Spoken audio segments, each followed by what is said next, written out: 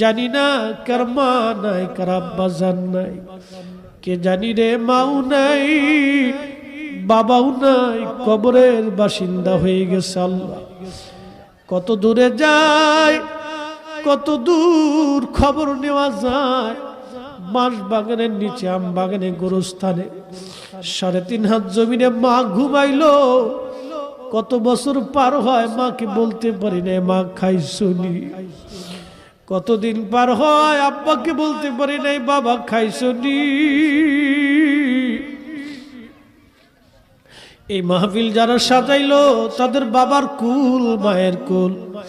মাহফিলে যারা টাকা পয়সা, শারীরিক শ্রম আর মেহনত দিয়ে সুন্দর বাগানে যারা সাহায্য করলো, তোমার হাবিবের ঈদে মিলাদুন নবীর মাহফিল, আল্লাহ মেহেরবানি করে তোমার হাবিবের ইজ্জতের খাতিরে সবার আপনজনদের কবরগুলি জান্নাতের বাগান বানায়া দাও।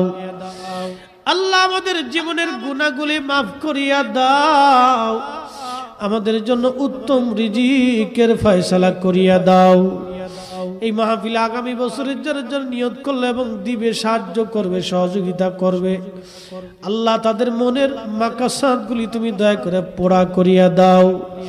আসমানি জমিনি হাওয়াই রুহাই বালা থেকে, আমাদের ছোট্ট বাংলাদেশের অর্থনৈতিক মন্দা থেকে, প্রাকৃতিক দুর্যোগ থেকে আমাদের ছোট্ট বাংলাদেশকে হেফাজত করো আল্লাহ।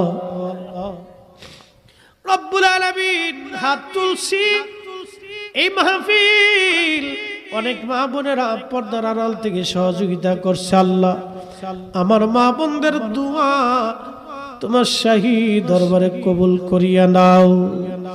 মুসা নবীরে করছো গো দয়া আল্লাহ, তোর পাহাড়ি ডাকিয়া আমারে নি করবা গো দয়া আল্লাহ, কবরে রাখি আল্লাহ মাফ করছনি। ইউনূস নবীরে করছো গো দয়া আল্লাহ, মাছের পেটেতে রাখিয়া আমারে নি করবা গো দয়া আল্লাহ, কবরে রাখি আল্লাহ মাফ করছনি। দুনিয়ার মানুষ যেই দিন কবর দেশে বিদায় জানাইবে গো আল্লাহ, কেউ সেই দিন আপন হবে না মালিক। তুমি রব সেই দিন আপন হইও, তোমার হাবিবকে আমাদের আপন বানায় দিও আল্লাহ। দুনিয়ার মানুষ যেই দিন ভুলবে, সন্তানাদি ভুলে যাবে,